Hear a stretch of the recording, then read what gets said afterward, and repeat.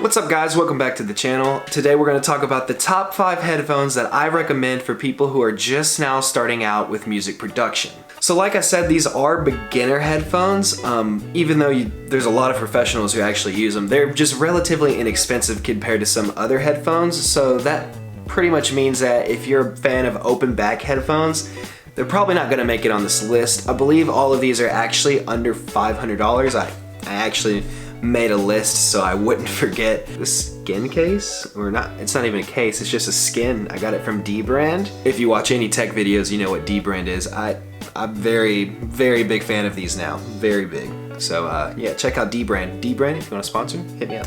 Now, real quick before we start, just keep in mind these are going to be a general description of the headphones. I'm not going to go into the specifics like how many ohms, stuff like that, because chances are if you're just starting out, you don't even know what that is and you probably don't really even care. So if you do want to find out more about all of these headphones, they're all going to be linked in the description and you can search on your own and figure out exactly which one is right for you. So coming at the number 5 spot, and probably going to get some slack for this, but I'm going to say Beats Studios. Now, hear me out. Beats are very good headphones. There's nothing wrong with them, but if you talk to any professional engineer or anyone who actually does music production, they'll say, well, Beats are too bass heavy. It's kind of true. Beats are very much EQ'd to have low end, and it can sometimes be overbearing, and then when it comes to exporting your project, if you've only referenced through your Beats, you might have too little bass in your project because it was boosted so much in the actual headphones. Not that big of a problem if you actually cross-reference with other speakers, so you can, kind of figure out exactly where your bass needs to be. But the reason I listed them at my number 5 slot is, well, a lot of people have Beats, and I mean, use what you have, If you're watching this, there's a good chance you're very interested in music, so you probably already have Beats headphones. I mean, they're one of the most popular overhead headphones there are. I wouldn't really recommend using the solos, I think, or the on-ear ones. I would definitely at least use the studios. You're gonna want that good coverage. You're just gonna get a better sound and you're gonna get less bleed from your environment. You're gonna be able to hear more. I believe you can get a pair for like 199 bucks that's wired, and you can get wireless for around, I want to say 300 to 350. I want to say somewhere in that ballpark range. Just know if you do get wireless, any kind of studio production you do, you're gonna want to have a wired connection. It's better reliability. I mean, don't get me wrong, Bluetooth technology is definitely really good, but you're not gonna get any better sound than a cable. It's just Bluetooth's not 100% there yet, so definitely when it comes to studio mixing, use your cable, please. So coming in at number 4 is actually the beyerdynamic headphone series. Specifically, I'm pretty sure the full name is beyerdynamic DT770PRO-80.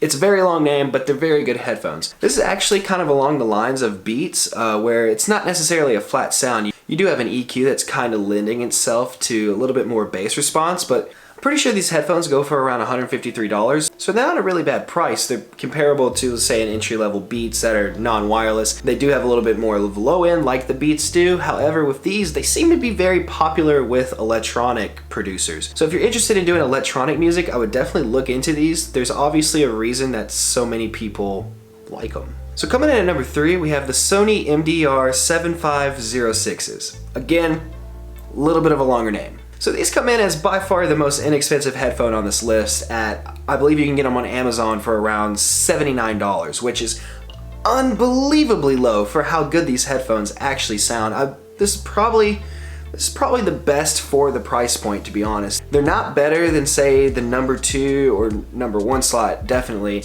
And I mean, they might not even be better than the past 2 that I've listed, but for the price point, I mean, $79, these headphones are very good. Sony is a very well-respected brand in general, so definitely check out these headphones if you're interested in a very good pair of headphones for the least amount of money you can spend. Coming in at number 2, I have the Sennheiser HD280PRO. These come in at just under $100 at $99.95 on Amazon.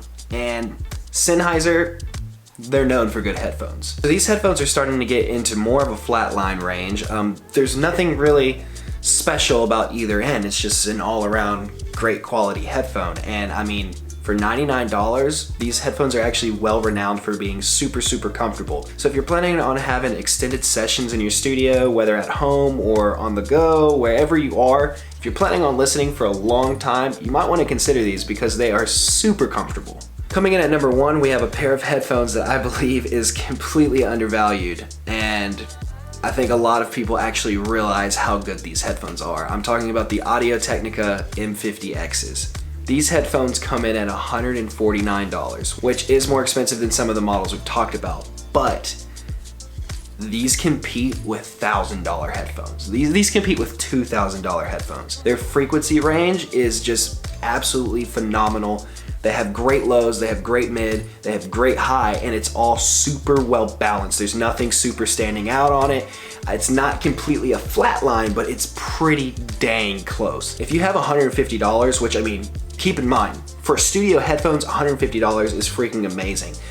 But if you have $150, I don't see any reason to get any other headphone. These are by far the best entry-level headphones you can get. They're comfortable, they're pretty lightweight. You get like 3 different cords in the bag, and they sound incredible. If you can't tell, I'm a bit of a fan. I use them. I use them literally all the time. All the time. So I used to use Beats Studios because that's what I had, but I ended up selling my Beats in order to get these and still had some money left over to pocket. I think these are by far the best on the market. They're highly, highly regarded. Definitely check out the Audio-Technica M50Xs. Or Audio-Technica ATH M50Xs. They have a long name. I don't know why all headphones have a long name. And that wraps it up for this one, guys. Now, keep in mind that your headphone needs are gonna vary depending on what you do. This is just an overall standpoint on starting headphones and what I personally believe is the best entry-level headphones. All 5 of these headphones will be more than enough to get your job done if you're just now starting and producing. I'm just letting you know which ones can take you a little bit further. If you're starting with Beats, because that's what you have, great. Use them, they're great headphones. But a little bit farther down the line, you're probably gonna wanna upgrade to something a little bit better, a little bit more designed to be studio rather than consumer. And that's where I feel the other 4, such as, you know, the Audio-Technicas or even the Sennheisers, will very much fill in that gap there of affordability and quality. So anyways, guys, thank you so much for watching, and if you want to see more content like this, go ahead and subscribe. I upload every single Monday, and it's always regarding music or music technology, and then on Thursdays, it's more of a lifestyle video, so it could be anything from a vlog, anything from what I'm doing with cars, anything that has to do with media, that's uploaded on Thursdays. So if you just want to see the Monday uploads, it's perfectly fine. If you just want to see the Thursday uploads, perfectly fine. But regardless, go ahead and subscribe so you don't miss either one. I'll see you in the next one. Peace.